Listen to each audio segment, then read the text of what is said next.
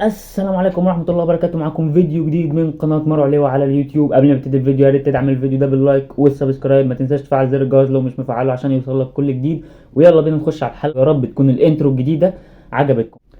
اول حاجة يا باشا، احنا عندنا 3 مواضيع هامة في الحلقة هنتكلم فيها وهما كالآتي.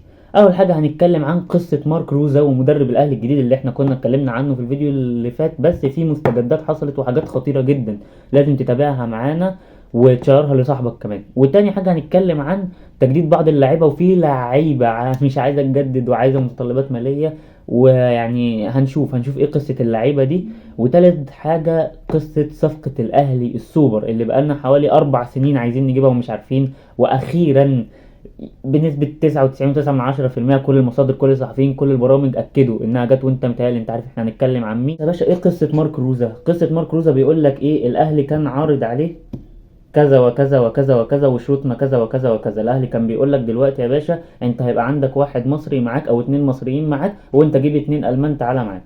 مارك روزا كان في الاول اصلا طالب، قال لك لا، رفض الشرط ده وقال لك بص يا اهلي، انا جاي وجايب معايا 3 مدربين المان انا مش عايزهم، ويكفيني واحد مصري معايا في الجهاز غير المدير الرياضي. يعني مثلا لو محمد شوقي هو اللي معاه في الجهاز ومحمد يوسف المدير الرياضي يفضل، بس عماد النحاس اللي هو كان المفروض هيشتغل مدرب عام بدل سامي قمصان لا، قال له لا انا مش عايز، اتصرف لي بقى انت، شوف لي انا عايز 2 مصريين بس معايا بالكتير قوي. الاهلي ما كان رافض في الاول الطلب ده، وبعد كده الاهلي خضع لشرطه وقال له كده. مارك روزا كان طالب متطلبات ماليه كبيره جدا وكتيره جدا وحاجه اوفر، الاهلي توصل معاه لاتفاق مرضي للطرفين، ولكن برضه كان في مصلحه مارك روزا.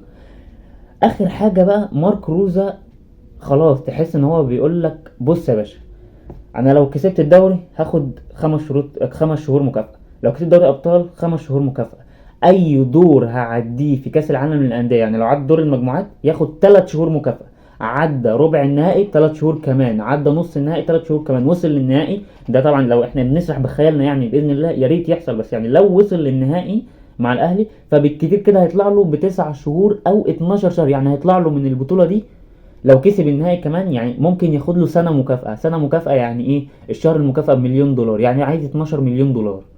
يعني احنا اصلا، يعني احنا عارف، انا عارف ان احنا مثلا هناخد من البطولة دي بمجرد المشاركة 32 مليون، ولو مش عارف صعدنا فين هنعمل ايه، وفي يعني في تفاصيل مالية، ولا صعدت بينا دور المجموعات والاهلي قدم اداء وخرج مثلا من ربع النهائي، ولا خرج من دور ال 16 اللي هو ما يعني خلاص كده احنا في النص، يعني لو صعدنا ربع النهائي ولا نص النهائي ولسه صعدنا دور المجموعات بس، عايز تاخد مني 3 شهور مكافأة؟ عايز تاخد مني 3 مليون دولار؟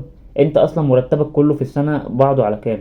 يعني انت عايز تاخد مثلا، لو انا هديك مثلا 6 مليون دولار في السنة، فطبعا لسه. ولكن هو مارك روزا يعني هو من الاخر كده صحفيين بيقولوا انه بيتدلع ومن الاخر كده يعني هو شكله كده مش عايز يجي او مستقل بالدوري المصري وبتاع، وعايز يجي بس ايه، عايز يستفيد ماليا باقصى استفادة ممكنة من النادي الاهلي. فلغاية دلوقتي هو الله اعلم، ولكن باين ان المفاوضات رايحة لحيطة سد، يعني خلاص غالبا كده مش هيبقى، مش يعني انا ما اتمناش كده، بس يا رب يعني يتعاقدوا معاه، بس غالبا مش هيكملوا. طب هل في بديل يا مروان لمارك روزا؟ هو في بديل. كارلوس كيروش كان في كلام عن جوزيه جوميز، ولكن جوزيه جوميز ده استبعده شويه. كارلوس كيروش كان موافق على المفاوضات وقال لك انا موافق لو هجيلهم بكره، كانوا المفروض يعني ان هم لسه لغايه دلوقتي لسه ماشيين مع مارك روزا. تمام يا باشا، تمام تمام. طب ايه قصة تجديد اللاعبين يا مروان، وايه اللاعبين اللي مش عايزين يجددوا وعايزين متطلبات مالية عالية؟ اقول لك على حاجة وهتتفاجئ. رامي ربيعة، رامي ربيعة عايز مبلغ كبير. يقول لك طبعا انا كابتن من كباتن النادي الاهلي وانا مش عارف ايه وانا، يا باشا يا باشا، عبد المنعم اللي احسن منك 3 مليون وتسعة اصفار جنب المليون منك، احسن منك، ما طلبش المبلغ ده وكان عايز يحترف وعايز يكمل مسيره. شفت انت عقليته؟ ما كانش قال لك لا انا جامد واحسن مدافع في القاره وعايز اقعد، طب انا هقعد ومش عايز احترف واديني 80 مليون ولا 60 مليون ولا 50 مليون هو يستحقهم. وانت يا باشا انت بتطالب مبالغ ماليه؟ يا عم روح يا عم، لو عايز تروح الزمالك روح. الله، ده احنا اصلا مش طايقينك، ده احنا مستحملينك بالعافيه الكام ماتش دول عشان انت بس ايه، في ماتشين سان داونز دول قدمت، لكن انت في باقي ماتشات الدوري في ماتشات انت يعني حاجه ما يعلم بها الا ربنا يا جدع. ده ايه ده؟ فعايز تمشي امشي. اخر حاجه بقى نتكلم عليها وهي الصفقه. رمضان يا رمضان يا بن رمضان، احنا بقى لنا 4 سنين بنتكلم معاك يا باشا، من الترجي لغايه ما رحت النادي المجري، من ساعه ما تالقت ولما رحت تونس ومنتخب التونسي وانت متالق. في ايه؟ هو انت زملكاوي؟ انت مش عايز تيجي النادي الاهلي ليه؟ كل ده ومش عايز تيجي النادي الاهلي ليه؟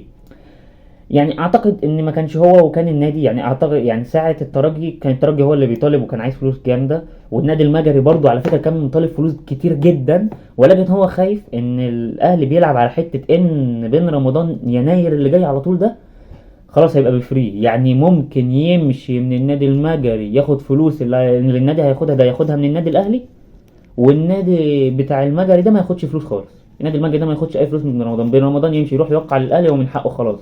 لكن بقى خلاص الاهلي لعب على الحته دي وفعلا وصلوا لاتفاق وخلاص، بيقول لك يعني بن رمضان وقع على العقود، والاهلي ينهي الطراطيش الاخيره في صفقه بن رمضان مع النادي المجري. بس يا باشا احنا طولنا في الفيديو النهارده، يا رب ما كنتش تعبتك، واحب اقول لك يا باشا ما تنساش تعمل شير ولايك وسبسكرايب، ويلا سلام.